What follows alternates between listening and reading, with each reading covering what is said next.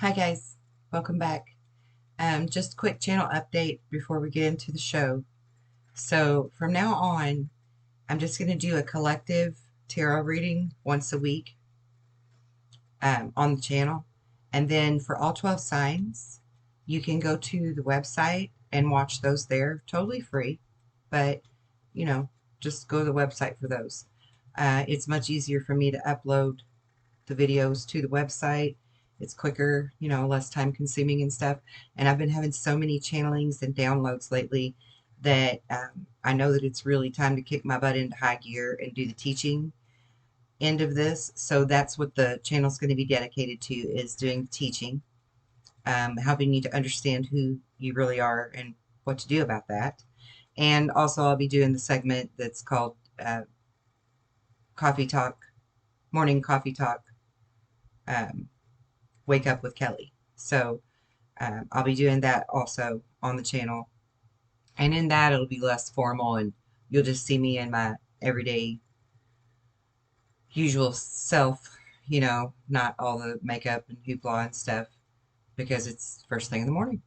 And, you'll just be hanging out, chilling with me, and have some coffee if you like, or hot tea, or cocoa, whatever.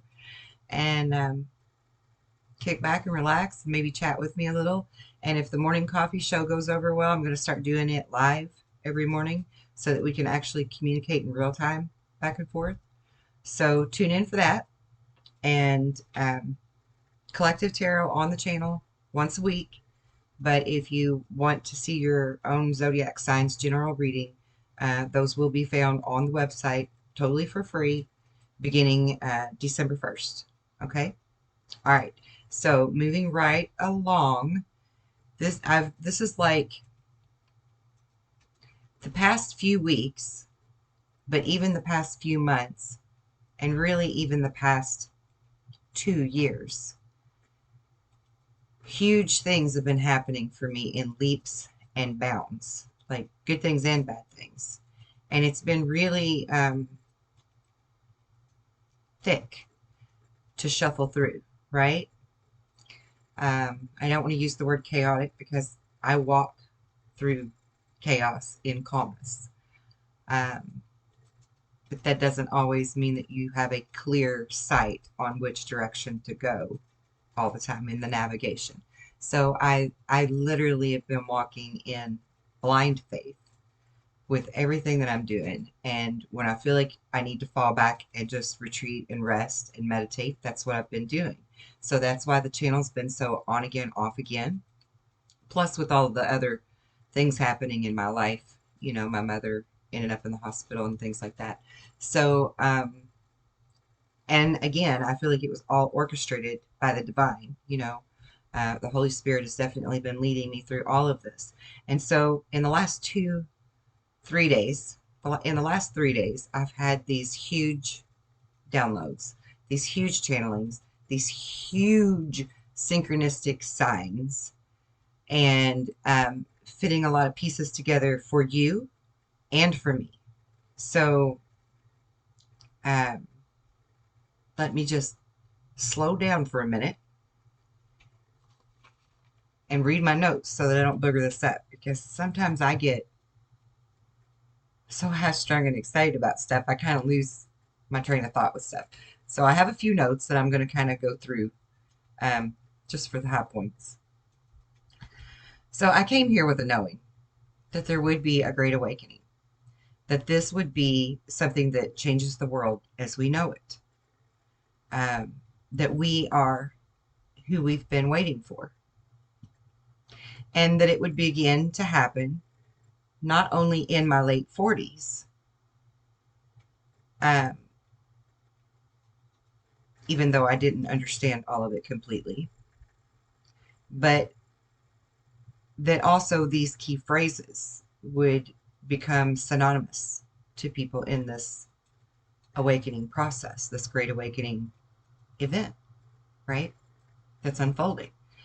So I didn't quite understand all of it, even though I came here with that knowing. And I had to learn several things and, collect my own pieces of the puzzle along the way. for you and for me. Um, I understood who I was. I understood what my role was to become.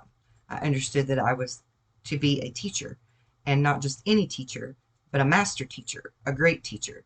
So that meant not only did I have to know exactly what it is I'm supposed to be teaching and back it up with evidence that's substantiated and scientific and logical and attainable, but also,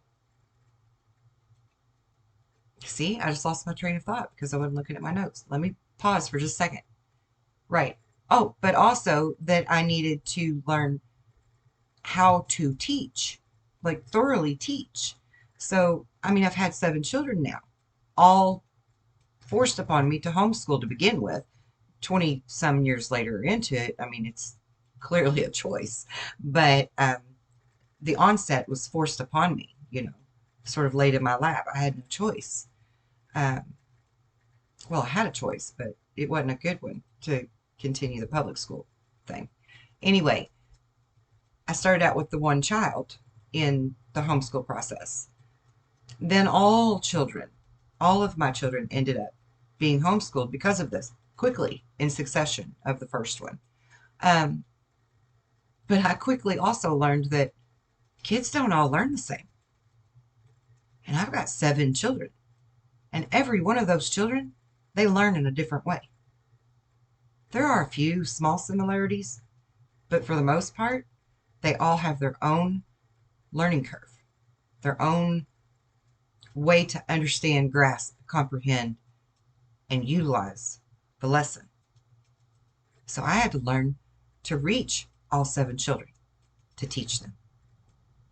And in the process of doing that, I'm also analyzing and studying the human condition, the human psychology, why people do the things they do, understanding the reverse engineering, if you will, of the behavioral patterns and what's the catalyst for that, and dissect all that down.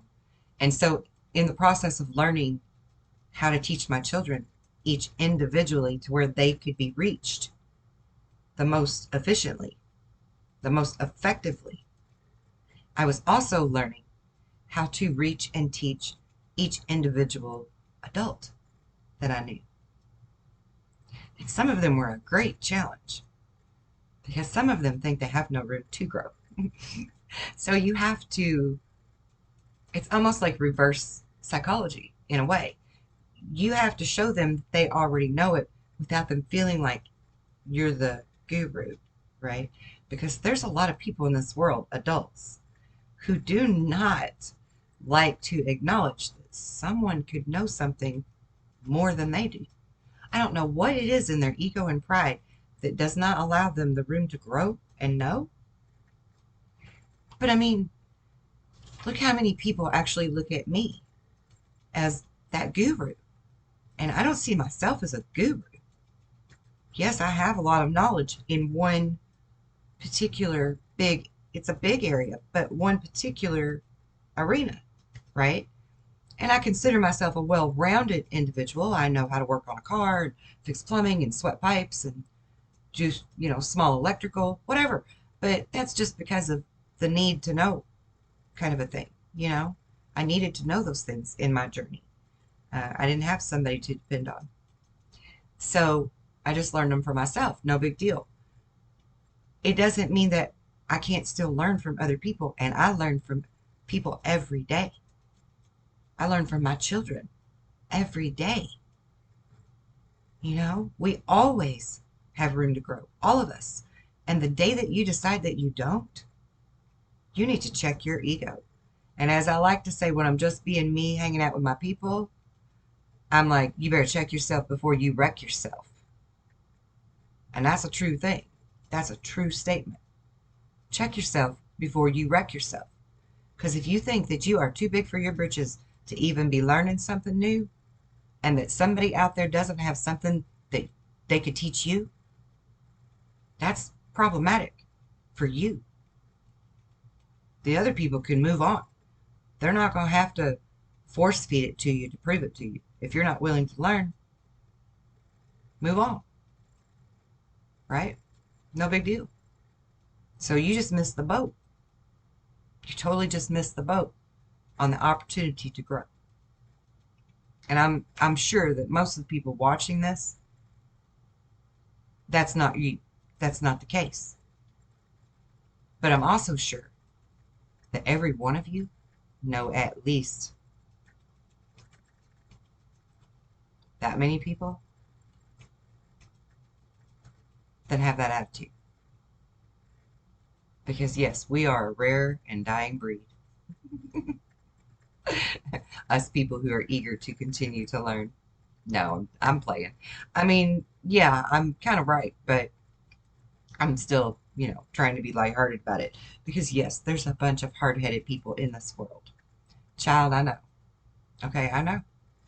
Anyway, back to the discussion here. I had to learn how to not only understand it well enough to teach it very effectively, but I had to be a very effective teacher in my methods of how to go about the teaching, how to approach it. And so I did that, with those 7 children and all of the people that literally everybody I've ever met in my entire life, I've been learning from and studying to understand how to become that better teacher, because I knew that I was meant to be a teacher for this Great Awakening.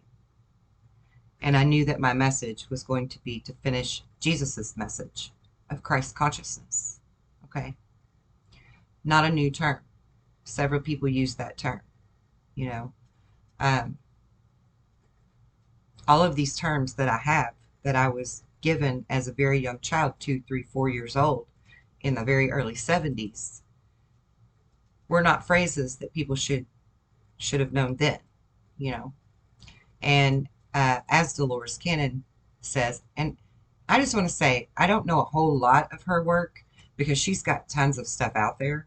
I didn't even realize until I was listening to an interview with her last night that she actually has written like 15 books or something. I had no idea.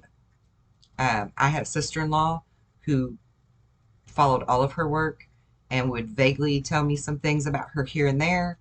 Got me interested enough to listen to one of her YouTube videos where she was interviewed somewhere, I think Australia, and she talked about the volunteers and the 3 waves and things like that. And I was like, yeah, that's part of my group. That's us. Yeah, she's got that right. So I thought that was pretty cool, that we had these things that, like, I could gauge that, yeah, somebody else in the world knows this too, right? As effectively as I do. And she was doing the same thing by finding people like me, validating it. And I love her for that. She's a great way shower for this whole movement, and I'm certain she was a volunteer as well. Even though I don't know that she ever really thought that she was or said that she was, but I could be wrong about that because, again, I don't know a lot about her works.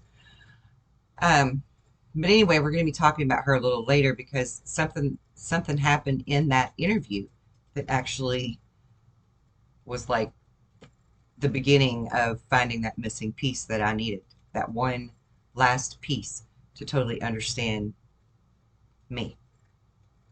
And in turn, that helps you. So we're going to get to that in a minute. But anyway, back to, I came here with a knowing that I was to share Jesus's message of Christ consciousness, that we can all do this, that we are who we've been waiting for. I knew there'd be a great awakening where there was going to come a time that people would start waking up and the veils would start lifting, and there was an event that was coming, a big event, a flashpoint, if you will, that will be a solar event, that will be a planetary event, that will be a solar system event, that will be a galactic event that changes the whole thing. Okay. So I knew of all these catalysts, right? I didn't know the ins and outs and the details and the gory pictures of it and all that when I was a child. Those were pieces that were fitted together later as I could comprehend it and understand it without the fear base. right? And I've always had this guide with me. I often talk about guides, spirit guides and angels and um, your higher self. And I think even I have said before that after I learned religions, I kind of lost my faith and belief in angels for a while, until I started having very, there's a gnat or something in here, very vivid recall of my dream state where I would go into the astral plane and train with Archangel Michael.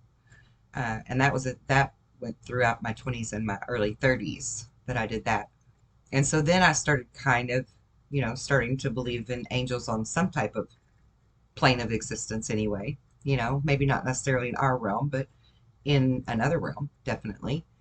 And, then I realized that they actually could appear in our realm when I started practicing King Solomon's different rituals to call upon the archangels for assistance in various ways. And they actually do materialize all around you, um, similar to the way that you see this gnat. I got that sucker though. Um, Similar to the way that Superman, the Superman movie, when he was the scene where he was talking to his mother and his father, and they're sort of like in this hologram state with like almost a translucent light beam, right? Beaming them in from the crystals or whatever. But when the archangels show up, when you call upon them, they sort of appear that way, and they're massively huge. I mean, they are exactly what the myths of the Greek gods and the Roman gods and even of giants really are. That's truly who it is. It's the angels, and they were actually in physical form on our plane at one time. Michael told me that when I called upon them for a banishing spell um, on one occasion. I took advantage of the opportunity and requested a question to be answered. So they are actually the giants and the gods of old, if you will, that are talked about in the Iliad and the Odyssey and such. But anyway, back to, I'm rambling again. Um, I came here with a clear knowing of many things, but along my journey, I had to learn more things to get more pieces of the puzzle to have a complete picture of just who I am in general, and then, who you are in general, and then what this whole scenario is about in general, right? Like to get the whole with no gaps, right? The whole picture with no gaps. So I knew that I needed to learn to teach properly. Um, I knew that we are all chosen and that we are all gifted because this planet is the planet that was given free will.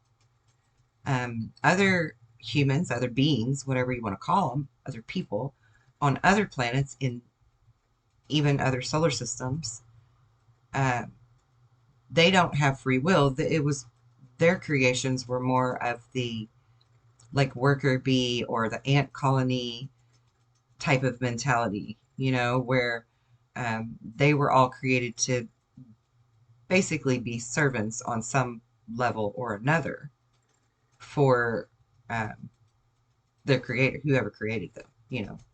Um, I believe in that video interview I was listening to, Dolores Cannon actually said that they're similar to the equivalent of archangels that are all, like divided up and given quadrants or divisions or whatever to have dominion over.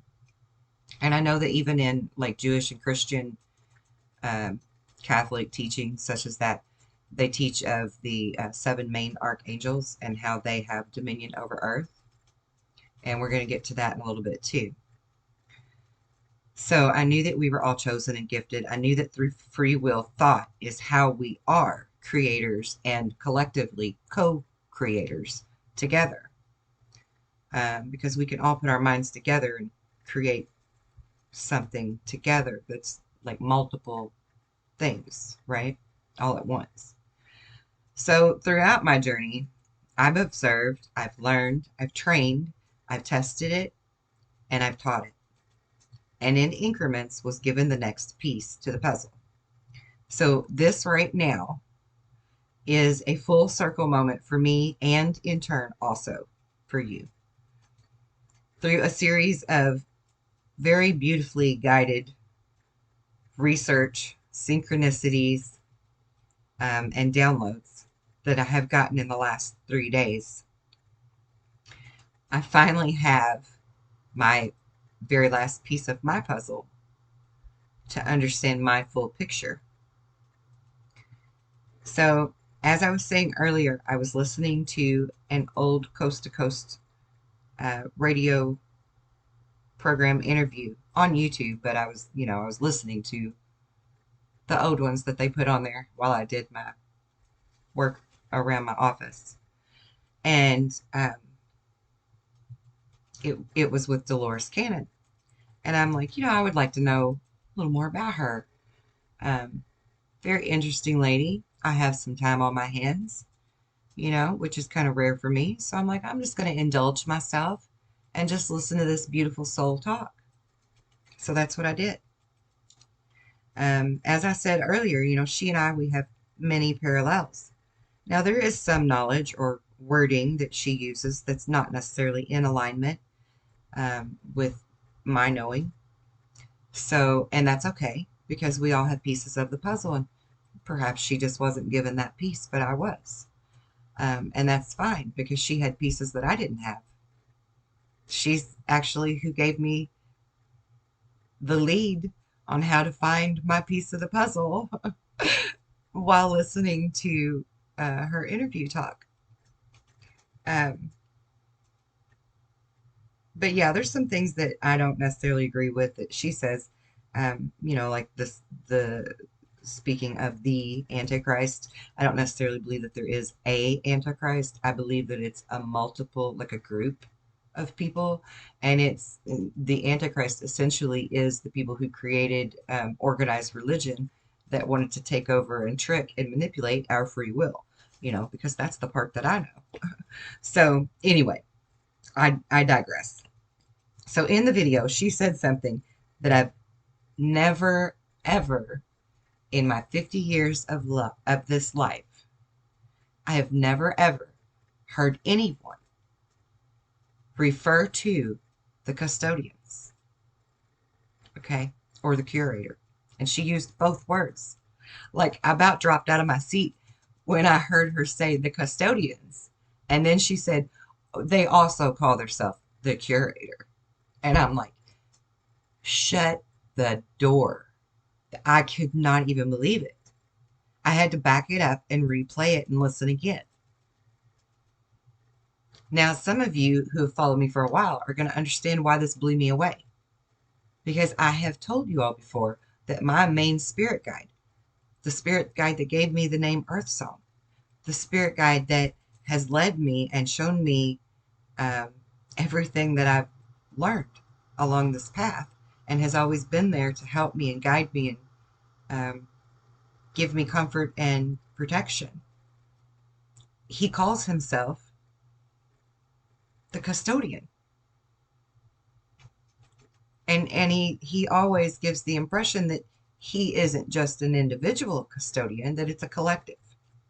That's the custodian or the curator, because that's what he said to me. And I was like, that almost sounds ominous. Like, what does that mean? Curator. What the hell's a curator? What's a custodian? Like, the only kind of custodian I could even think of is like the people that sweep and mop the floors, like janitors, that I don't even know. Like, I was like, what is going on? Why is my spirit guide a custodian or a curator? Like, a curator is somebody that protects the things in the museum, is what I thought. And I would feverishly research what this could possibly mean, these two words. For years, I have tried to find this, and I couldn't find it anywhere. Not anywhere. Nobody knew of any custodian or curator until I was listening to Dolores Cannon talking about this in that interview last night, and or night before last. And so like immediately I start Googling, what does Dolores Cannon know about the custodians? Who are the custodians? Who are the curators? And through a series of her clients that she regressed who speak to um, creator beings, she was given these terms, curator and custodian. And essentially, they are um, the seeders or the keepers of the wisdom or uh, the teachers of love. Okay, and so um, I'm still listening to the interview as I'm researching, and she's actually saying that for us to understand who the curators are, it would be like saying, similar to Enoch said, the archangels have different divisions or sectors that they rule over. And within each of those divisions or sectors, each, there's another gnat. What is going on in my room? um, they, each, each archangel has their own gifts, their own wisdom to share, their own type of protection, etc. Right? Like we know, Archangel Michael is a warrior, right? He's a warrior. He's the one that taught me to fight. So, and to use my chi and everything. I mean, he's like, it was so cool because it was like training with Obi-Wan Kenobi, except it was Archangel Michael, which was even cooler, in my opinion. Um,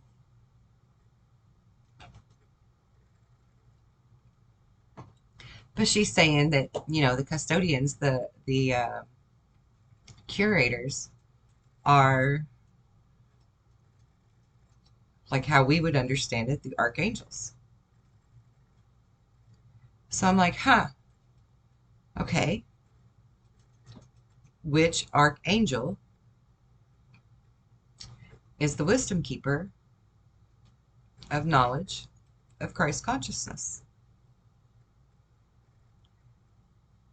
And so I'm going to get my notes out before I continue even talking so that I don't botch this up. Because I'm telling you what, this is mind-blowing. And I'm even going to show you the websites that I found. But before I go through all of the lists, why do I need that one? Oh, okay. Right. So Dolores was explaining how we could call them archangels, right? Well, in our knowledge and teachings of the archangels, there are 7 archangels that have dominion over the earth. And the earth is a very special school of thought, literally, a very special school of thought. Also, another slogan part of the name of my website, EarthSong Lovecraft's School of Thought, because I'm teaching you thought matters and how to use your thought. Not how to think, how to use your thinking. How to control your thinking if it's negative, but not what to think.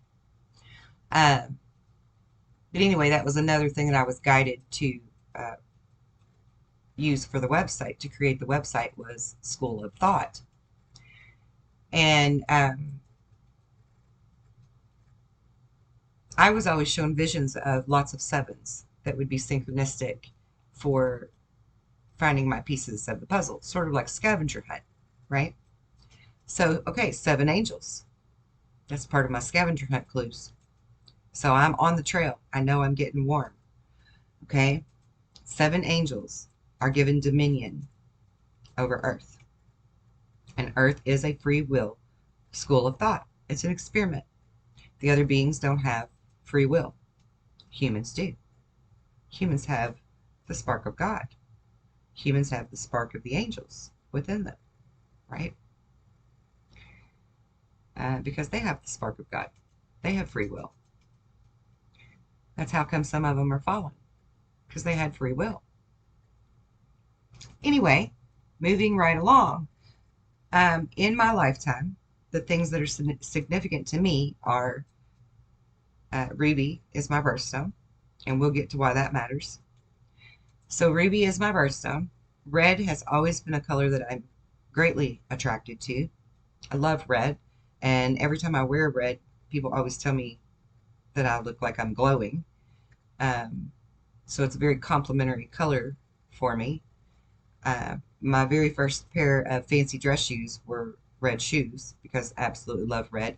And no, it had nothing to do with The Wizard of Oz because I really didn't even like that movie. I could see the evil in it, actually. Sorry for getting all up in the camera. I gotta get my feet up here, move around. So, ruby, birthstone. Sacral chakra energy has always been one of my strong suits. I'm very good at, for myself and teaching to others, how to be rooted, how to be really grounded, how to really become centered, how to embrace your sexuality without it being something to be embarrassed or scared of or make you feel guilty, because it's a very necessary part of the experience and it should be enjoyed, and unfortunately, like everything else, it's been tainted. So all of that is associated: creativity, imagination, art, poetry, painting, drawing, music is all attributed to your sacral chakra. It's your root of creativity. So it's where it's truly the seat of God. Okay? And that's actually what it's called, the seat of God, the throne, right? The throne of God, I think, is what the sacral chakra is actually called. And so that chakra's always been my strong suit for, not having it blocked, because I'm very good at grounding and centering and being creative, you know.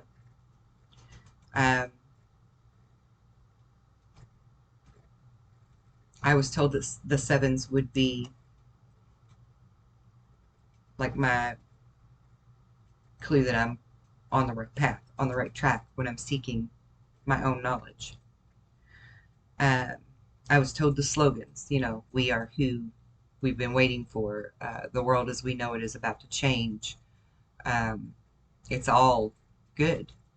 It's all good. I was given that phrase, and it was my first tattoo I'd ever gotten when I was 17. It's on my hip. I did it myself, and nobody said that term when I tattooed that sucker on me. Nobody. And it's all good. It's that it's all good. All of it is good. Even the bad things that happen are good. They're necessary, because without them you wouldn't have the catalyst for other things to happen, and without them you wouldn't have the visual or the residual feel of the duality to appreciate one over the other, right? Or to choose one over the other. They're necessary in a free will program. So I was told that it's all good term. I was also told that this is the great awakening that's coming, and that it would happen in my late 40s, or really begin to take effect. I was told what my mission is, that it's for peace and true love, Christ consciousness, awakening your true inner wisdom, awakening your 12-strand DNA, awakening your pineal gland. I knew that I was a keeper of the wisdom and also the teacher, which meant that I am the key. And I've been told many times that I am the key, that I hold the key. I was also given the term that I use on the website and for my business slogans, that I am the beacon that can guide you home, that I am the light that guides you home to your true self. I was given this slogan by my guide. That's the curator, also who gave me the name EarthSong, was the curator or the custodian. I was told that I was here to teach Christ's consciousness, to continue or to finish Jesus's message. And the reason I use the word finish Jesus's message is because I am part of that catalyst that helps hit it home to you so that it sticks. And nobody can create another religion to mask it and hijack it again. Okay? So I knew that I was a way shower. I knew that my purpose of being a way shower was to show you how to find yourself again, your true self, your true north, and how to embrace it and walk in it in daily life. Use it in daily life, and freely and joyfully and willfully, as you should. I was shown the torch image. I was told to use the torch as my logo for my website and all of the business that I do. I was told to be the lighthouse. I was told to use the word beacon. All of these things are part of my website and my YouTube channel and all of that now. You know, Rumble, Facebook, all of it that I do, it all is that same thing. It's all connected everywhere. And there's a reason I'm naming all this stuff off to you, okay? There's a reason for it, so be patient with me. I was told that I hold the key. Last year, 1 year ago this month, to be exact. And I never told anyone that I was told that during a channeling. But last year at Christmas, my brother come over for Christmas, as he always does, and he handed me a cedar box. And I'm like, what in the world is this? And my brother's usually really crafty, and so he makes my presents for me, and I love that. So this little cedar box that he made, and he hands it to me, and I open the lid, and inside the lid is this key. This key. Can you see my key?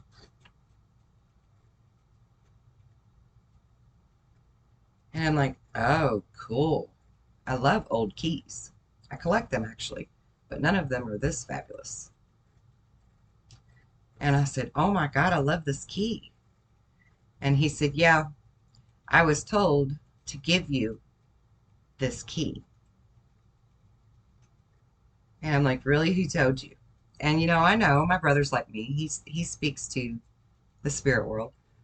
And he said, well, I don't know who, because they're not usually around me, but someone told me to give you this key because you are the one that holds the key to unlock the shackles, to free everybody. Okay? So these synchronicities have been working in my life and then in turn in your life as well for a few years now. This was 1 year ago, this month, that I was told that I hold the key. And this month, this year, I'm discovering that last piece of the puzzle, which also, interestingly enough, is exactly 22 years this month since I was given the name EarthSong.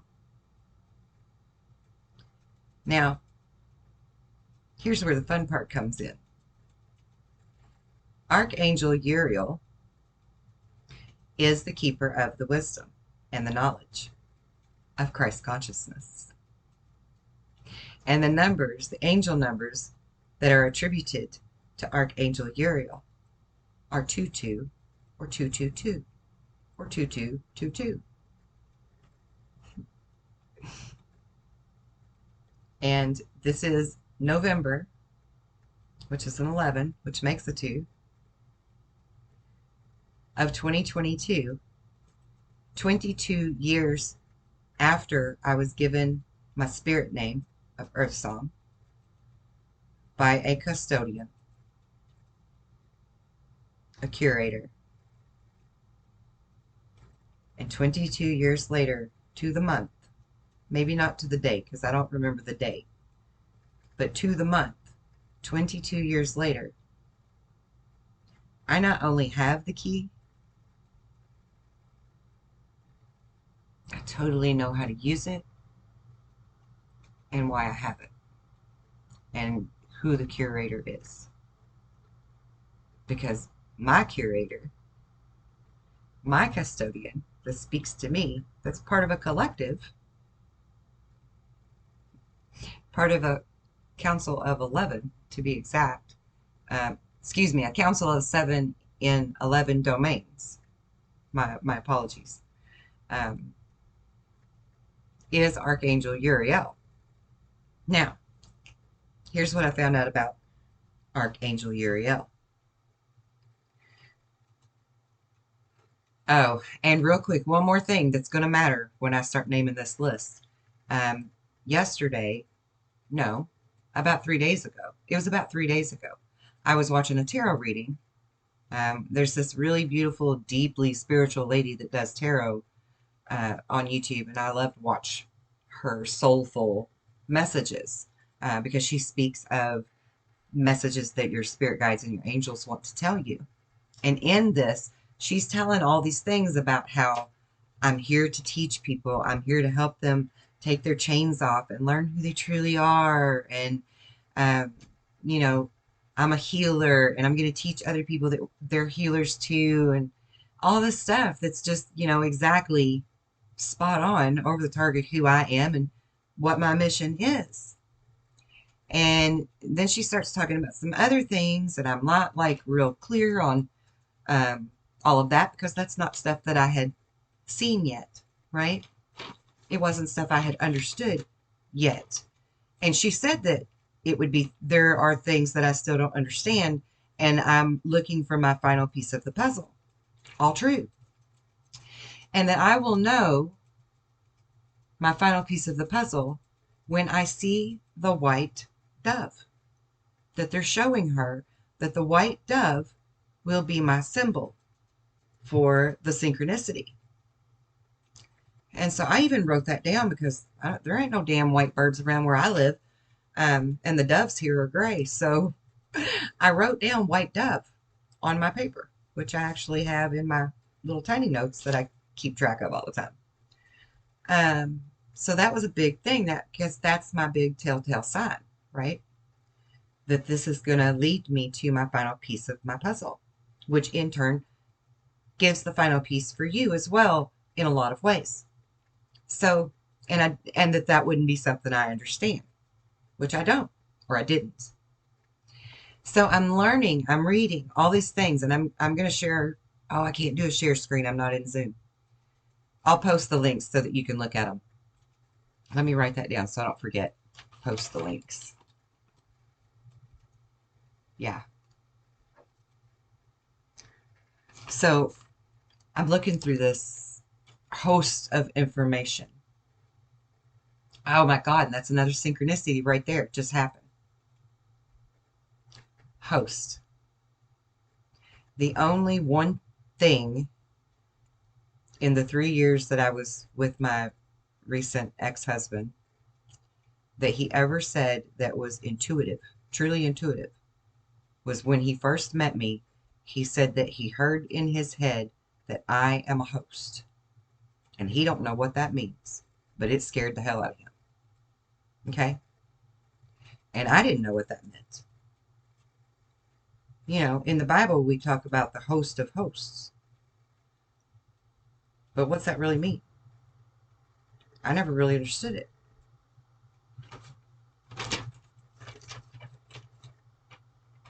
But I was looking at a whole host of information on Archangel Uriel. And on page 3, the third page that I researched, The top of it had a white dove. And I'm like, oh, what's this about? Could this be? Let's not get excited. Let's read further. Make sure. The white dove is a symbol of Archangel Uriel. Guess what else are his symbols? The torch of fire that is always portrayed as red, because red is the color of sacral energy, and he is the ruler of the sacral chakra, the root chakra.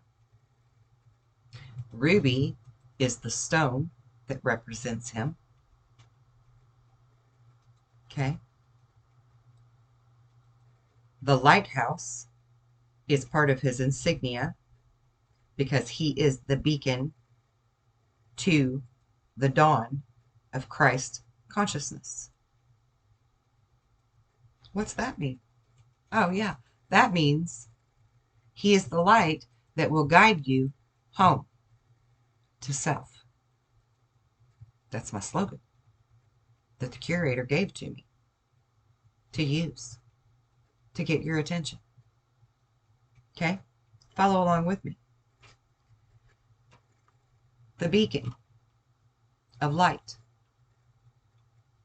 is to represent peace and love, because love is God, our creator, source. And what is God? God is love. What is love? It's energy. It's energy in motion that creates a light. It is the strongest power in any universe. Love. Love energy. God energy. Light. The beacon. The lighthouse. Archangel Uriel is the gatekeeper of knowledge and wisdom, the bringer and the protector of the dawn of Christ consciousness. Not just for humans, also for elemental life. It says it right on the websites, all of them that I found that had something to do with different information, because I don't like the same old, same old. I don't like regurgitation. So I always seek out different wording, right? Colorful extras.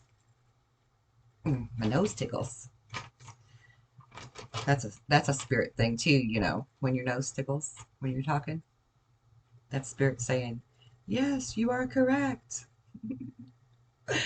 But yeah, I like to find different sources of information, and he's the bringer and the protector of the dawn of Christ consciousness, and that's the Great Awakening. That's you learning self and taking off your shackles, you know.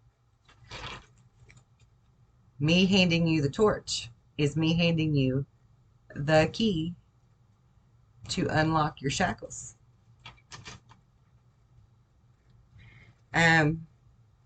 Okay, so also God equals love equals light workers equals energy, and this energy is not light because, you know, that's an element, right? Light's an element. It's plasma. Love, in a visual sense, is plasma. Love energy. God energy is plasma.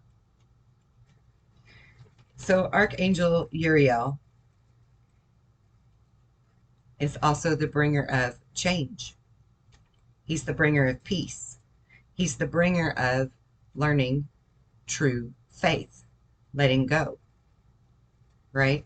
Again, back to that whole John the Baptist baptismal point is to do the free fall back into someone else's arms, into the water to cleanse you.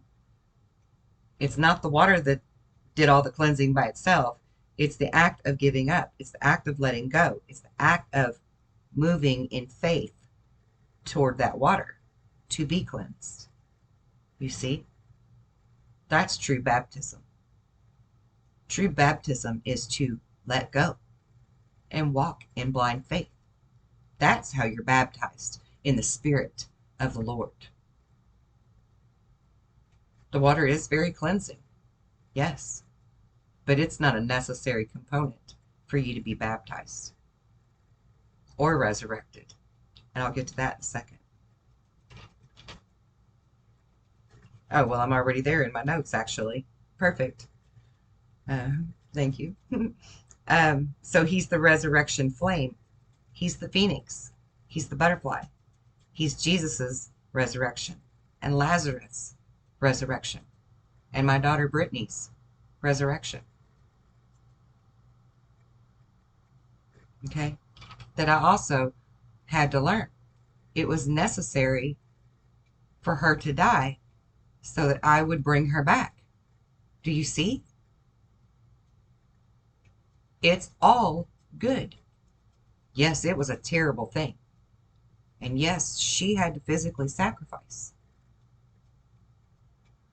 But only for 3 weeks, really. The majority of her sacrificing only lasted 3 weeks. And she wasn't truly suffering because she wasn't in like immense pain or anything. That part of it, she was asleep. She remained, in a medically induced coma for that part. And yes, of course, she had several years of different types of emotional and mental trauma from it that she had to overcome. But that was part of her journey, because all of us are contracted before we come here as volunteers. We all agree to the journey that we're going to take, and we all feel like, we can take that journey and pass every test and come out smelling like a rose. We take those challenges on, and we forget what those contracts are about, the details, on purpose. Because if you really knew what the hell's getting ready to happen, you're not going to let it happen. You're going to come hell or high water, stop it, And it's necessary in order for you to learn or someone else to learn. It's necessary. Okay? So then, if all of this kind of information that I'm finding here wasn't enough to already blow my mind, because it certainly did. I mean, it was like crazy blowing my mind. Then I get to this other page where I'm going to look further into Uriel and see what else I can learn. And I discovered that all archangels have a companion or a helper that's called a twin flame. Archangel Uriel's twin flame is named Aurora. I never even knew there was an angel named Aurora. But I can tell you that for the last year, I have been doing automatic writing and channeling, and was told by my guide, the curator, to call it the Aurora transmissions. Ding, ding, ding. Oh my holy God. It just blew my mind. It gives me chills. I mean, I'm still just like over the moon for it. I'm just like, what? This is like an insane amount of synchronicities all at once, Like, all of a sudden, boom, this last piece of the puzzle just materializes. Okay? And so guess what Aurora's role is in being a helper guide, or a companion guide. And we have those terms for books. Companion, we have the master and we have the companion guide. I mean, I have 3 sets of different kinds of masters and companions. Grimoire. It's called a grimoire, actually, and the companion grimoire. And I have 3 sets of different things. But I didn't know that angels had this. I didn't know archangels had this. But they do. And so his companion, her job, her role, is basically to be the tutor. So she's kind of a teacher herself. She's the one that helps you to learn the lessons, gives you extra information to learn the lessons, or extra material to learn the lessons with. and to pass the tests and the quiz. That's her job. That's her role. And that's who's been transmitting to me all of the extra material that is helping me to form the last pieces of the puzzle for knowing how to really deliver this and categorize it and stuff. Remember me talking a few videos back? I was talking about how I've been overthinking it. How do I organize it? How do I arrange it? Blah, blah, blah. I've got all this information in me and on paper, like in stacks of notes, literally everywhere in my house, of information to share with you, and just no clear path of how I'm supposed to deliver it. And then I've been recently told to not overthink it and to just start delivering it. Just trust that. And so that's what I've been doing with all of this content that I've made in the past month, is just delivering the information to you.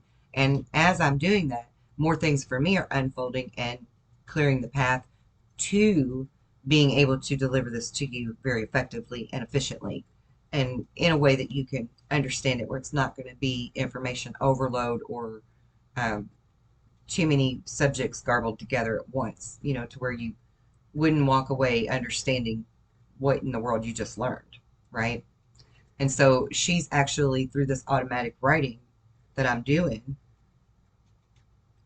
showing me how to file these particular subjects together and these particular subjects together, because it's not just about one topic. You can't talk about just one topic and get the whole message. So she's been very instrumental in helping me to do this. And all the while, I'm just thinking that it's the curator or the custodian, whatever you want to call him, you know, because the channeled automatic writing is of my own voice, like it's my own higher self, and like it's my voice that I hear when I'm writing, even though I'm not looking at the paper.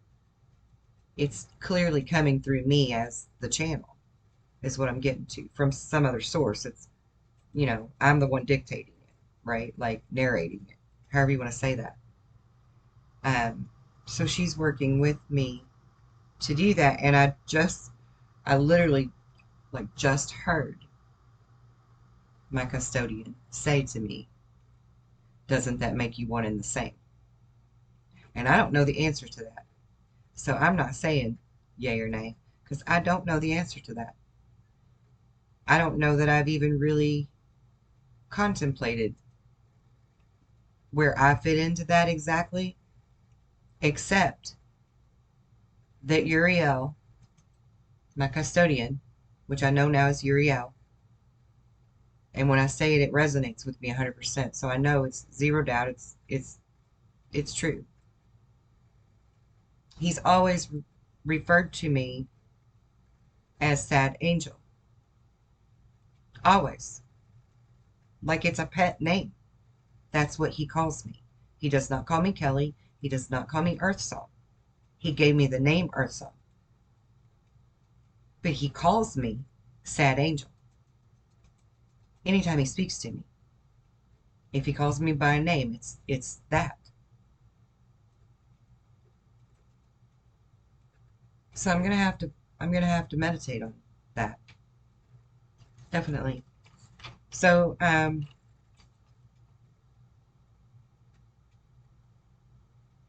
his truest message that he's taught me is that if you are already awakening, if you're like drawn to my message, drawn to anybody else's message that is of spiritual growth, of enlightenment, of being evolved, illuminated, finding the hidden secrets, the hidden wisdom, then truly there are only two things that you really need to do for all the rest of it to just very nicely fall into place. So your key, your true key to unlocking your shackles and unlocking your pineal gland and unlocking your abilities to utilize them, to learn them, is to let go of fear and let go of things that need forgiven. So letting go is what you need to learn to do. That's all. Let go. And I say that's all like it's so easy, because it is much easier to say than to do. I know that. I know that firsthand. I am tested on that daily. I promise. Daily. Yeah. But let go of, fear is not a thing for me.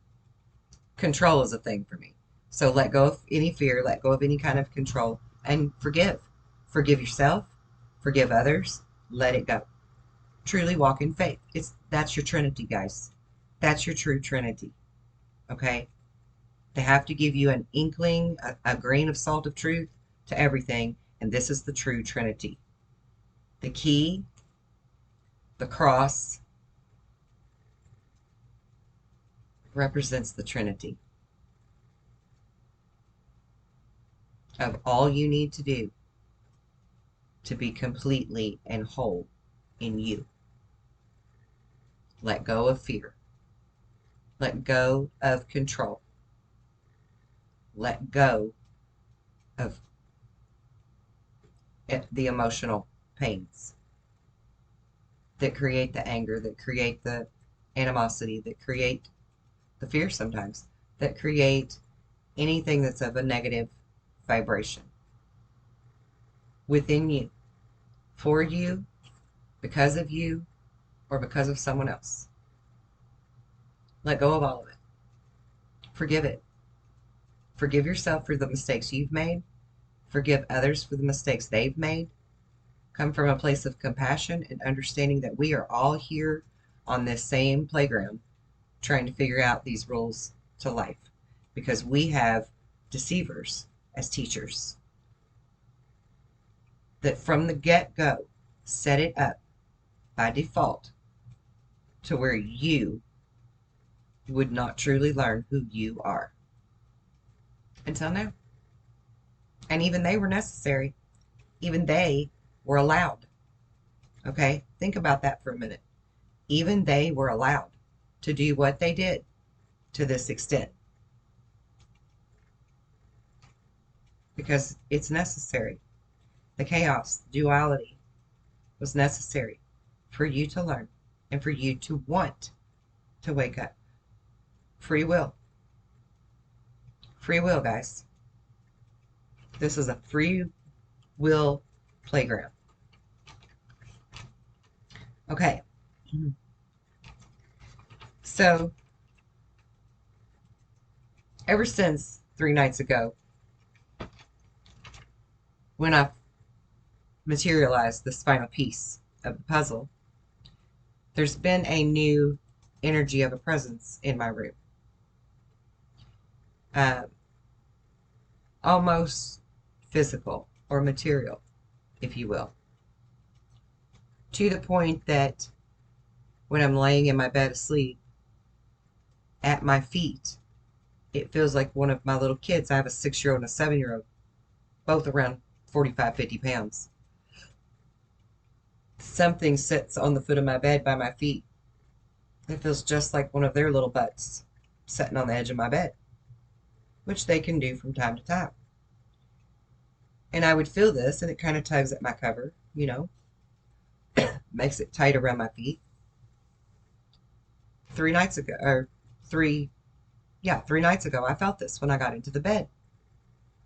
And I thought, well, one of my kids must have gotten up in the middle of the night. And so I said, hello, who's down there?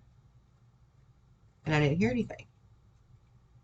But I felt more movement come across the bed, like they scooched over. And I said, hello, who's there? You know, usually my little one, Milo, he has Asperger's, and so he's not verbal all the time. He by choice, he just doesn't want to be. So I thought maybe it must have been him because no one was answering me.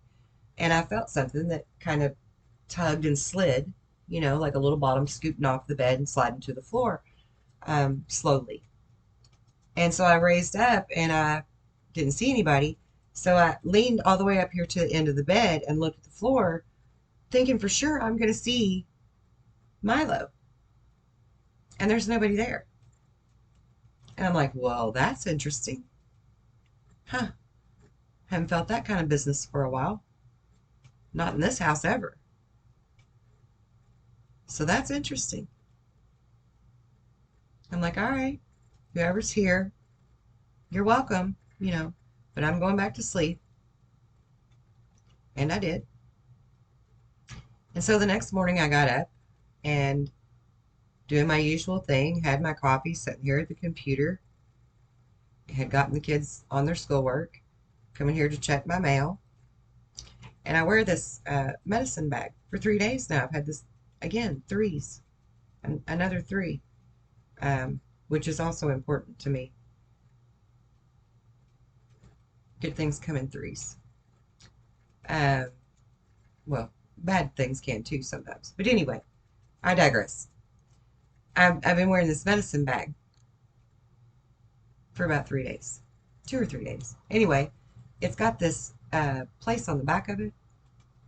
Can you see that? Where it's kind of long.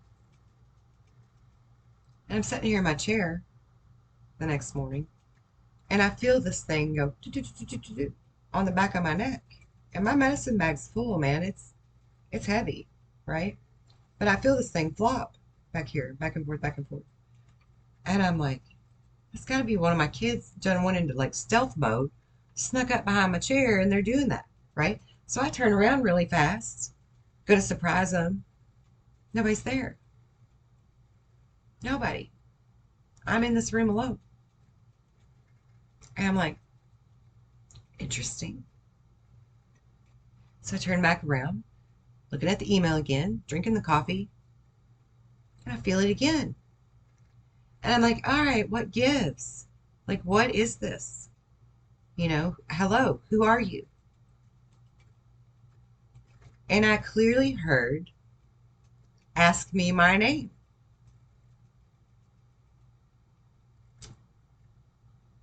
And I said, are you Uriel? And I felt this very fast, like a pat on the back. Very fast pat on the back. Because he was proud. He was proud. And I'm proud of myself too, finally. Because this thick-headed, stubborn, hard-learning girl at 50 years old finally got the last piece of my puzzle. That in turn helps you to get all of your puzzle. Okay?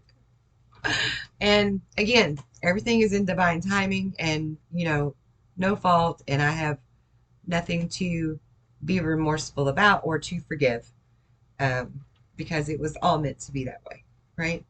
It was all meant to work out just like that. But yeah, I kind of got that welcome, finally thing. Or yes, it's time, right? And I've been telling you all for about a month or so that it's time. Well, really, maybe about 2 or 3 months. I've been saying that I'm being told that it's time. It's time. It's time. It's time. Time shifts are happening. It's time. Earth changes are happening. It's time. Enough people are waking up now. It's time. They're ready to learn.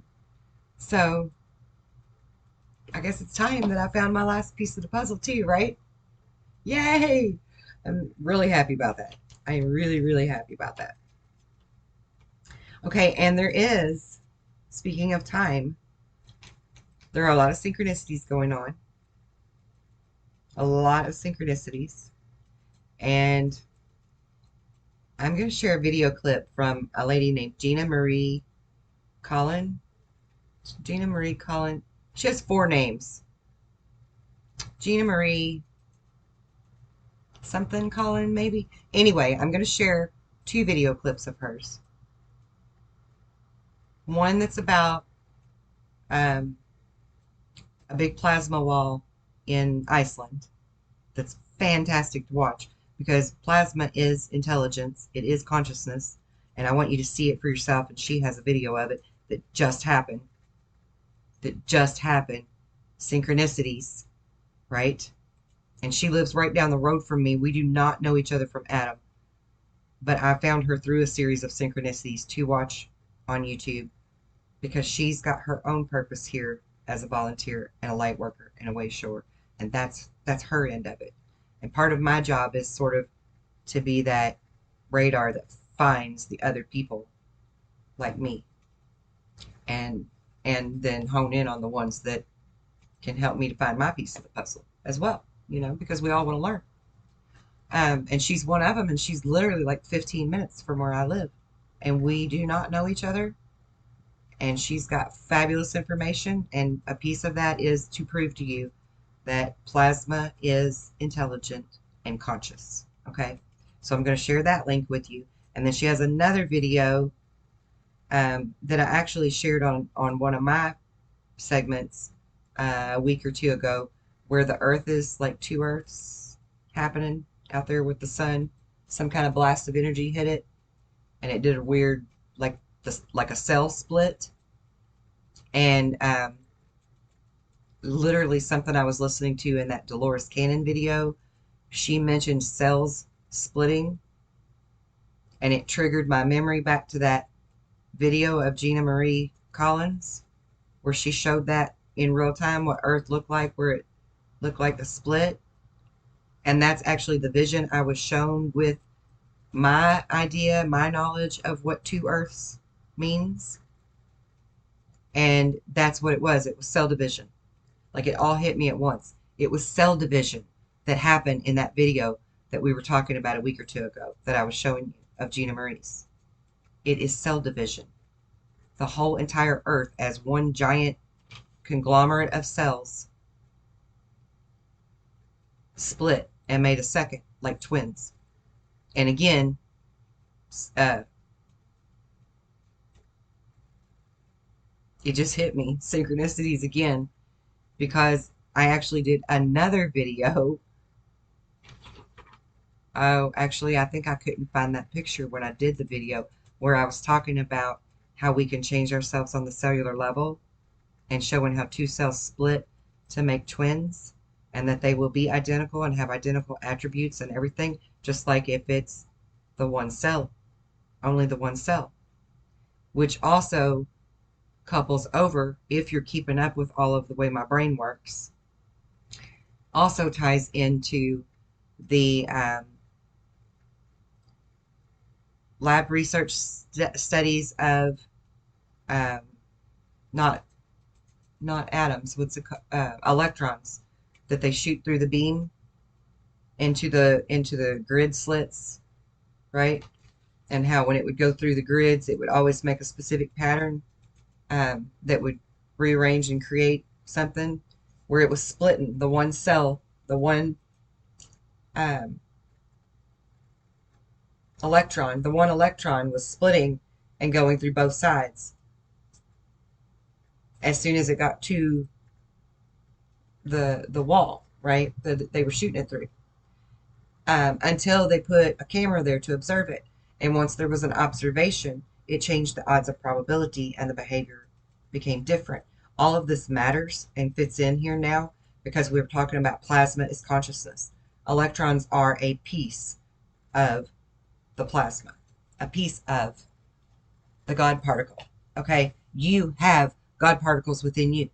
You have the ability to alter your DNA, alter your cells, alter your physical body, alter your reality, alter which dimension you're in even, which I'm going to get to in a minute also. So this even, segues in with that. And again, my nose is itching like crazy. And this wasn't scripted. This part wasn't planned to even be in here. It literally was just given to me to tell you. And so,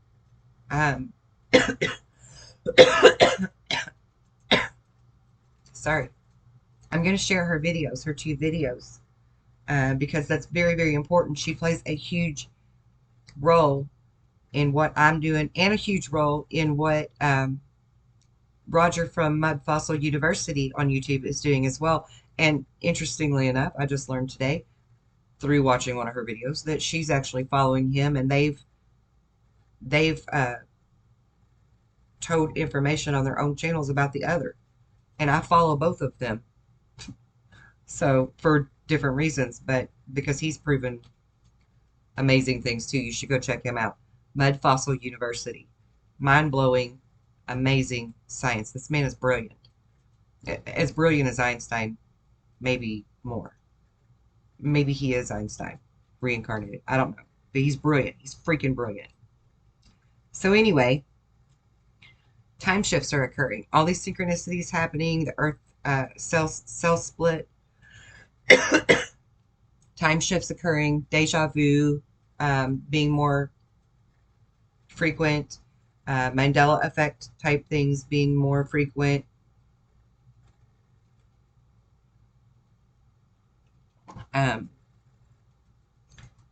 The Schumann resonance being up and energy coming from unknown places, which I know where it is because it's coming from the center of our galaxy. It's part of the dark rift, the dark matter that we're in right now in our position in the Milky Way. The K index is up and off the charts. The gamma rays and everything are off the charts right now. And it's not because of solar activity. It's the shields are changing. Our shields are going down. We're about to have a pole shift. All of this stuff is happening. And the quickening is upon us. Okay? We have an awakening. We have the quickening. And then we have the event. This is the quickening, guys. This is the uptick.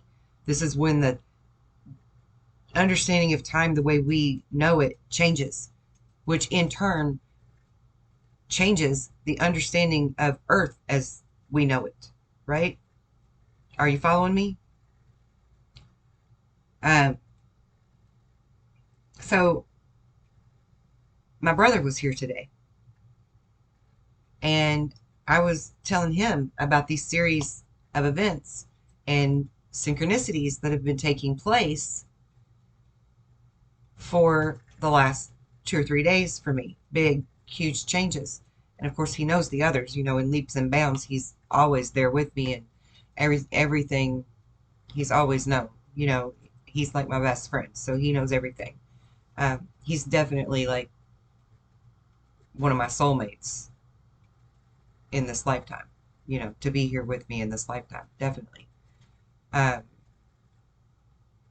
I was telling him about all these different series of events and discovering who the custodian is, and understanding that he says he's a collective. That all makes sense to me now. And, about feeling the presence in the room, on the bed, on my necklace, patting me on the back. A couple of other things that had happened to you that I just didn't mention to you. And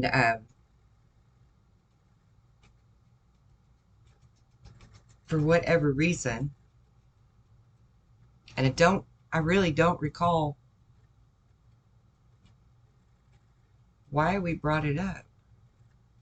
Must have had something to do with Dolores Cannon, because he does not know anything of her at all. He had never even heard of her. Today was the first time he'd ever heard anything of her, because that's how little I know about her.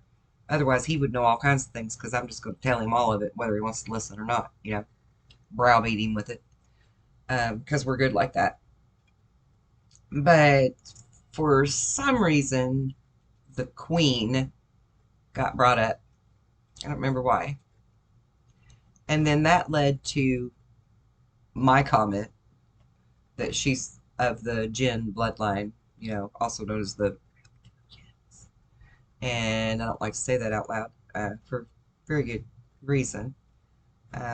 Not from a fear standpoint, but just I don't need the extra flack standpoint. And I'm going to get to what I mean by that in a second.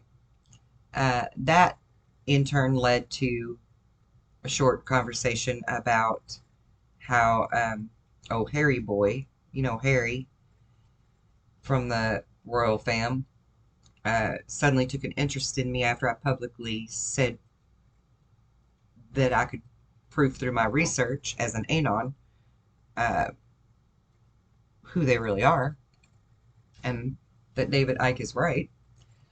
And he suddenly took an interest in me in the sense of, first he tried to flirt with me and flatter me, and when that was rejected, then it became more stalkerish and then threatening. And I really had to diligently work pretty hard to shag him from shadowing me on social media platforms of various kinds, because that was his only access to me, was through the internet. Um, so it was shortly after that that I was told to build it and they will come, and I built the website from scratch, not knowing how to do it, completely walking in faith, and Uriel guiding me the entire way and showing me to use the beacon and the torch and all these things. Well, that was also when I started doing my first public YouTube videos as well. And one of my very first followers um, on YouTube became one of my very first followers on my website as well, and had befriended me, yet I didn't know that the two were the same. Okay. They were wearing two different hats there. And very quickly befriended me.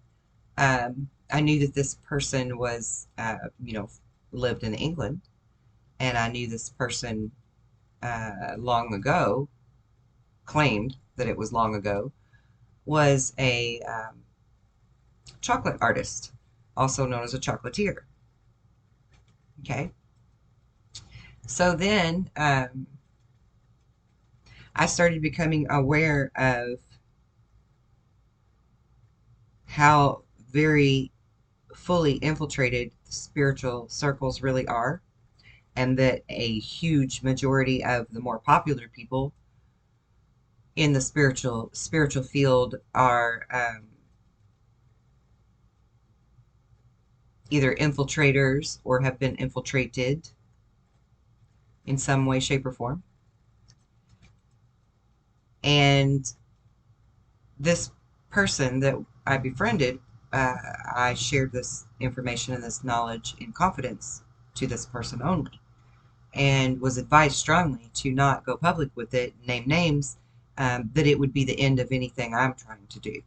Like, basically like career suicide, if you want to look at it like a career, right? That it would just, put the nix on everything, because nobody's going to want to listen, is what I was told. And, I felt like I could trust this person, so I trusted that. And then a little time went by, and I actually learned that this person was not just a chocolate artist, but a chocolatier for the Queen. For the Queen, directly. And long story short, their nefarious plans to stop me from completing my mission failed. Ultimately failed, because I got wise to exactly who all of them were, and 86 them from my life immediately, and cut them off, cease and desist order, no look back, kind of a story like, Lot in the Bible, who was told to walk away and tell your wife don't look back. I didn't look back. I just hashtag walked away and got rid of all that energy. And but a series of events had taken place to where I was ostracized by many of the more popular names on various levels of the spiritual field, who either were already working with me, or had appointments set up with me for doing shows with them or with me, or interview type proceedings to share my knowledge and get it out to the masses through them. them take it and pass it on. And suddenly all of these people started falling away quite quickly, to be honest. And as soon as they figured out what it was that I really had the key to, they suddenly were not interested. And so I would share this information with this person, and this person would tell me, "Oh God, don't tell nobody that. Don't tell them that." And then I did the quantum regression, which ironically is Dolores Cannon's creation. Um, but I did it through a girl that just, went to the school and learned it. And in my regression, which was videotaped, I told things, about who I was at my core and where I came from, planet Taygeta, in the Palladian constellation of the Seven Sisters and yada yada. And again, was advised, don't show that to the public. Don't let them hear you say who you really are and how you really feel about all of this. That it would be, cancel me out. And I thought that was odd. That didn't feel like it was in alignment with me, but I thought, I have no reason to not trust this person at that time. So I was like, okay, I just won't. That's odd, but I won't.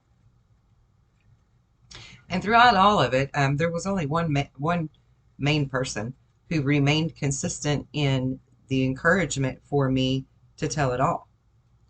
And to this day, current day, is the only person that is still in my life, in my 6 degrees, and that I trust out of this whole group of people, which there were 7 of, ironically. There were 7 of us that I had found, or they had found me. Several of them were trying to work against me, and I figured them out pretty quickly and got rid of them. But that one that had been there since the very beginning, I really thought was faithful and consistent until I started really stepping back and trying to figure out why different things were still happening, because this person was the only person that I was telling that I had interviews with Danny, what's her name, and Amelia Love, and I think that's her name, Amelia Love, and Linda Moulton Howe, and what is that lady's name that does the children? She talks about the new breed of children. I can't think of her name, but I had an appointment with her as well to do an interview. Like, we had already spoke several times, and the interview was set up to be done. And oh, Henderson, thank you, Danny Henderson is that lady's name. Um, Also, someone that was connected with.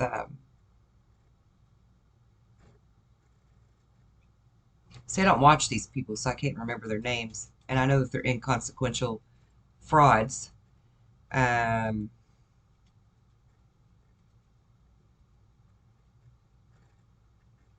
she does a lot of stuff now with Michael Sala. I can't think of her name right now off the top of my head. Lady with long black hair. Always dresses like she's on Star Trek or something. I can't think of her name. But she's an infiltrator. She's an infiltrator. Amelia Love is a fraud. She's an infiltrator. She may seem like she's got a good heart. Well, okay, I'll pause. Let me back that up and retract that. Amelia Love herself, I don't know if she is an infiltrator, for sure. Her assistant that she had call me and do the video interview with, her assistant is an infiltrator. Because her assistant canceled the video, dropped off the video call the second I told her what the true key to freedom is. And that's when we were actually talking about, they've formed some help group for people that have gotten the thing, or that have family members that have gotten the thing, like some kind of workshop where they're doing something with them or whatever. And I was explaining to her that I have the 144 fire codes to unlock the 12 strands of DNA, that I can teach people very easily how to access their cells, change their cells, heal their DNA, and that if there's any kind of like RNA within that, that they can actually block it, cancel it out, kill it, remove it, without any kind of drug or paying somebody to do something for you kind of stuff, right? And the second I said that, she said, gone. She was gone. She was gone. That is not people who truly want to help you. That is not people who truly want to see you succeed, thrive, be healthy, or evolve spiritually. I promise you. I promise you. I am not lying to you. I would not lead you wrong, and my mouth would not let a word leave these lips if I didn't know without zero doubt, with that zero doubt, that what I'm saying to you is accurate. Okay? There will be none of that for my cancellation of getting this word out, because nothing can stop what is coming. Nothing. Absolutely nothing. And Lord knows they've tried. So many ways. And yes, they are mediocre, fair to middling, worthy adversaries. But they're not enough. They're not good enough. And that's the key. That's the key to the failsafe. Because everything that we can create, and it's unlimited. We can create bad. Absolutely, we can create bad. But the failsafe within you and within the system of creation, the mathematical system, it's a heart emotion based scale because love created it. So if there's not love creation intention behind the creation, it's guaranteed to falter, to fail, or to come back on you big time in one way or another. Maybe all three, maybe all of the above. But it's a failsafe. It has to come from here. And you can do anything. Anything. Not even the sky is the limit. Okay? So I'm sitting here and I'm telling my brother about all this. What was my point in that? Okay, yes, because somehow, the Queen gets brought up, and oh, Harry boy, and, that's the UK, London, things like that. And I got a notification on my website app that's on my phone. The notification that lets me know there's traffic to my website in the middle of this conversation. And I'm like, oh, that's weird. Somebody's visiting my website. I pick up my phone. I open it up. 2 visitors. 2. 2's again. 2 visitors from Bath, England. Interesting. Did it scare me? Not at all. Did it alarm me? Not at all. Did it alert me that our phones listen? Well, yeah, it reminded me of that for sure. But it was a 2. A 2. So it is my faith to say that there's a connection there that's good somewhere that has nothing to do with that queen or that chocolatier that I thought was my friend and confidant. Something good will come of that as well. Indeed. And I don't know if you know your geography very well or not. And I certainly don't. I had to look it up. But Bath is very close to London. Very close. So now I want to move on. How long have we been at this? About an hour and a half. I want to move on really quickly to hang on. The next lesson is going to be on thought and how to truly really understand what that means. Okay, in creation. But quickly here, I want to go through a list of, earlier I named the Trinity, right? The true Trinity to unshackling yourself and going with this flow. And it will just take you in quantum leaps and bounds in your development and evolution of spiritual growth and learning, and your physical abundance as well here, your material abundance on this planet. But it also gives you an automatic pass to 5D New Earth energy, which is us creating heaven on earth, peace on earth, which is what Uriel is about, which is what my mission's always been about. But there are simple other things that you can do as well to help you to clear your anxieties and your emotional imbalances, or your physical imbalances, or your mental clarity and balance. Things such as going barefoot, which is also called earthing, to truly ground yourself to earth again, because again, plasma is our energy. Plasma is at the core of our planet, not molten iron. It's not molten iron, it's plasma. It's her consciousness that is at the core of our planet. And so you go and you ground with our Mother Earth. Get your shoes off. And if it's cold outside, just go outside for a few minutes in the quiet, to just be still. Listen to the birds. Look at the trees. Look at the sky. Just center yourself, even if you can't be barefoot because it's cold weather. Because here in the U.S., it's cold right now. Matter of fact, in Indiana, it's cold as a witch's titty. It was 17 degrees last night. Ugh, I don't like being cold. Exercise.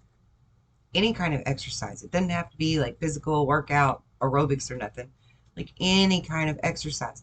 The simplest things, guys. Look, that's a lipstick tube. Hold your lipstick tube and just do that or this, and that's exercise, okay? And no, that weighs nothing. That's doing nothing. It's motion. You need to be in motion. Get your body moving, because the more you move your body, the more clear your mind becomes, and the more connected your internal trinity becomes, the mind, body, and soul, you see. Calm them down and center them together. You can also dance. You can journal, especially sleep journals. If you're having vivid dreams, or if you're having dreams that you can't hardly remember after you've been awake a few minutes, keep notebook paper and a pen by your bed, and don't move. Don't put your feet on the floor until you write down what the dream was when you wake up, okay? So journaling, meditation of any kind. And I just did a video recently that showed all kinds of different meditations you can do. So I don't want to hear any excuses about you're not a meditator, because you meditate all the time anyway, you just don't realize it. You need to learn what that means for you and what your type of meditation is. Your meditation language, right? Your centering language. What is that? Just like you have a learning language, you have a love language, you have a grounding language. We have our own language to how we mourn, right? Like this is our program, that our skill set we came with, of how we cope and comprehend and file it away or release it.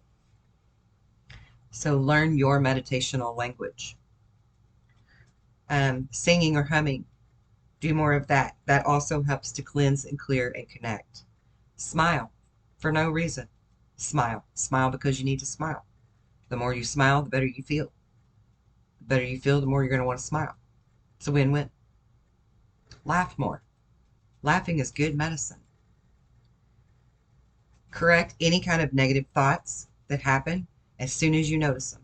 Be very conscious and mindful of your thoughts. And if you're talking bad about the self, or you're thinking bad about somebody else in your mind, cancel it out right away. As soon as you realize you've done it, be like, no, I can't do that. let's think this way, right? Let's flip that perspective and see something that's more positive. Okay. Um, and we're all guilty of that. I mean, I did that the other day when I realized the whole archangel thing, because I knew I had trained with Michael for battle, and how to use my chi and wield my chi, not just my sword. So I knew that I had Michael around, and when Uriel came into the play here, entered Act 7 or whatever, um, I actually asked myself, can you have more than one archangel help you? Because me, I'm thinking it'd be kind of greedy to have more than one angel come and help you or talk to you, right? Like they're too busy for all that. Little old me, why would I need more than one angel? Nobody else does. Or do they? And then my brother even said to me, when that was the point I was going to get to actually with him being here, was that he said to me, well, we can call on all of them, right? Not even just the 7, like the whole big host of them. We can call on any of them at any time, right? And I'm like, well, yeah, of course we can. And he's like, okay. And we can call on them as often as we want, or as many of them as we want, right? And I'm like, well, yeah, yeah, we can. Yeah, we can. So then it was like it soaked into my head and gave me permission to accept that it's not greedy, to have 2 of them come around. That's not a greedy, egotistical thing. Because I, like, seriously keep myself in fucking check all the time on the ego stuff. Like, constantly. I am constantly checking my ego. Because if you don't check yourself, you're going to wreck yourself. That's right. So, correct your negative thoughts about yourself and other people. Just correct them. As soon as you notice it happening, catch it happening, be like, no, no, no, no, no. I'm going to think this instead. Because that's what's deserved. That's from a pure heart. That's from a good heart. Even if you know, okay, that they're a fuck up, and they're probably always going to just be a fuck up. Your heart, your scales that are going to check out for you and your thoughts and your deeds and your actions at the end of this day, these days, how heavy is your heart? Do you think negatively toward that fuck up, or do you look at them and go, well, bless their heart? You're a hot mess, but bless your heart. Bless your little heart. Flip that switch. Mind those thoughts. If you think bad of yourself, well, I don't deserve 2 angels. Why hell wouldn't I? Why in heaven's name wouldn't I? See, that's another one I'm trying to work on, is not saying we need to replace the word hell in our sentences with heaven. And I feel perfectly comfortable in calling on the Lord and saying, Jesus, take the wheel, and oh Lord, no. They say that's talking in vain. No, that's not. I'm calling on the Lord to not let that happen. That ain't a bad thing, in my opinion. Why are we being taught not to say that? And why are we being encouraged to put the word hell in our sentences when something happens? How the hell did that happen? How about we say, how in heaven's name did that happen? Or how in the Creator's name? Or how in God's name, right? Let's go that route with it. Let's rewire our wording, including me. Including me. Let's rewire it. Because words matter. They are vibration. They are a spell cast. Okay? There's all kinds of ways that trip us up. Also, say your affirmations. Do your daily gratitudes, man. I cannot stress this enough. People think that it's so hard and so, like, troublesome or time consuming to say gratitudes. But dude, I'm telling you what, like right now, I'm going to bring up toilet paper again because I kind of need to go. So that's the thing I'm going to say. But when I'm busy working, busy, focusing on what I'm doing, and I'm like, oh, I got to go pee. My first thought when I get up to head to the bathroom is, oh, I'm so glad for that good toilet paper I'm fixing to use. I am so grateful for that good toilet paper. Like, you don't even know how grateful I am. And it's true. It is so genuinely true that I am grateful for that good toilet paper. When I get up in the mornings, I know I'm going to go brush my teeth. I am so grateful for the water that's running. I am so grateful for the toothpaste and the toothbrush I'm using. I'm so grateful for my senses to close my eyes and feel every bit of the bristles touching my teeth and cleaning my teeth and navigating through there blindly navigating on senses alone is a very peaceful, meditative, enjoying thing for me to do. And I'm very grateful for it because I don't have a lot of time in my day where I can just enjoy little things. So every little thing, I thoroughly enjoy them. And I am thoroughly grateful for them in their moment. It's not like I'm sitting down every morning reading off a list of things. I'm grateful for my coffee. I'm not doing that. Throughout my day, I'm saying my gratitudes.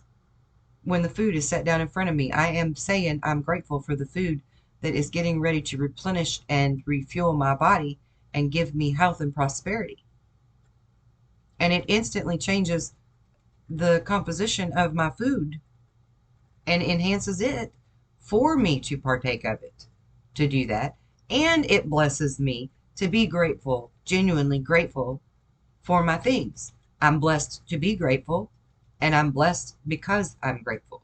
Do you see? It's a beautiful catch-22, a good one. Again, two twos.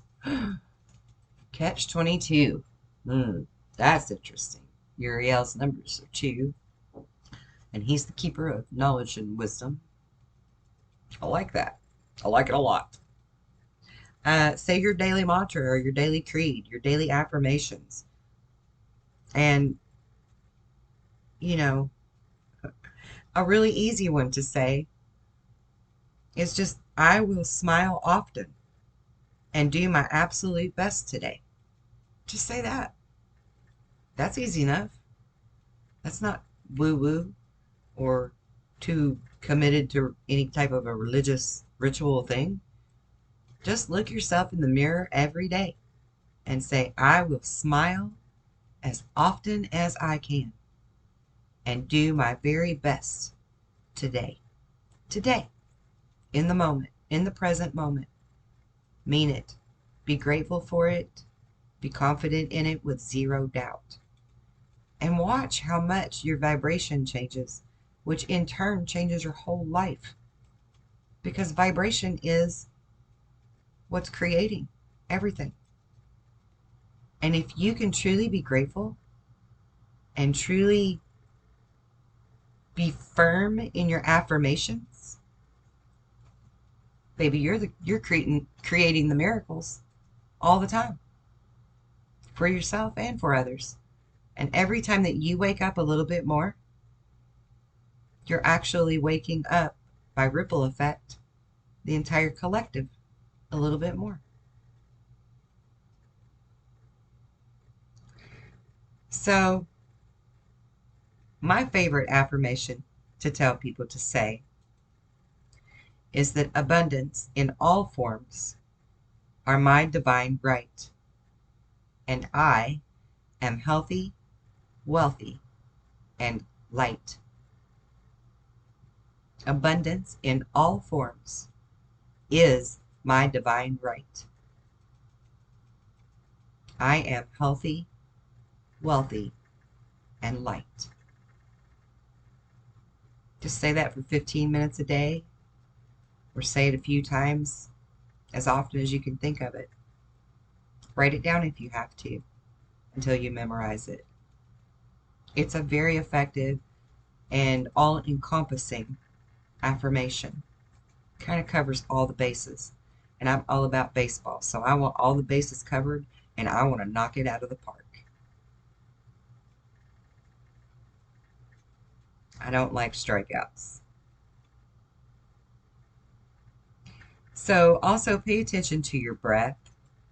Really listen to your body and pay attention to your breath. If your breath is quick and short, bring it down. Bring it out longer.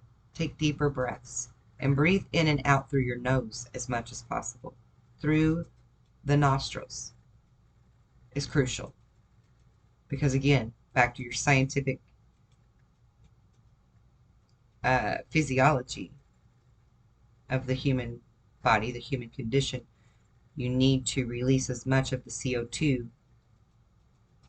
the carbon dioxide within you, in order to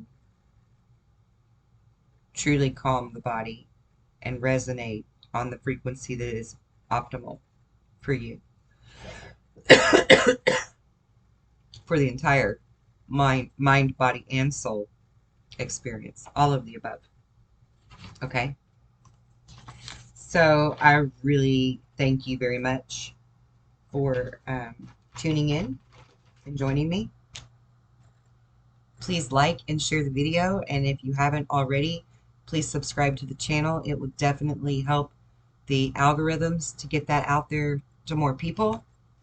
If you are a subscriber, thank you very much for your support and generosity, and for always tuning in and being faithful to watching my videos.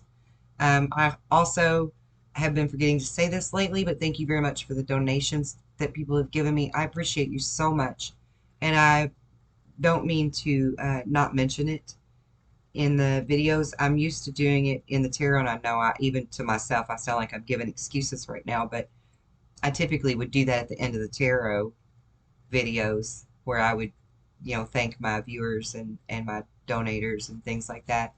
And not so much with the teaching stuff, because I'm more geared and focused toward teaching the message. And so I'm just honestly not thinking about all of that at the moment. So I do apologize sincerely for not bringing that up lately. I do still value you and appreciate you very much, particularly because my life is actually changing quite rapidly at the moment as well. And, my finances have been kind of all over the place as well with all of my changes. So I do deeply, deeply, deeply appreciate you, honestly.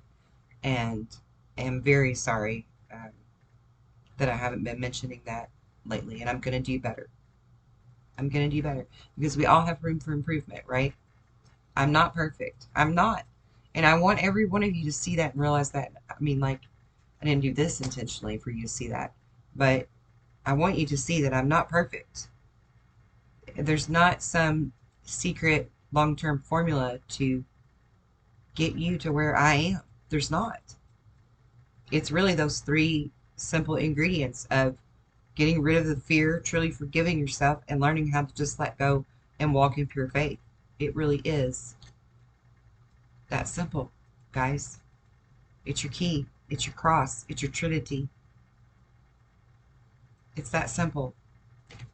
And it's what a lot of these more popular spiritual people don't want you to know. That nothing can stop this. So it doesn't matter what they want. It doesn't matter. Because this is the Great Awakening. And collectively, we are going to change the world as we know it, because we are who we've been waiting for.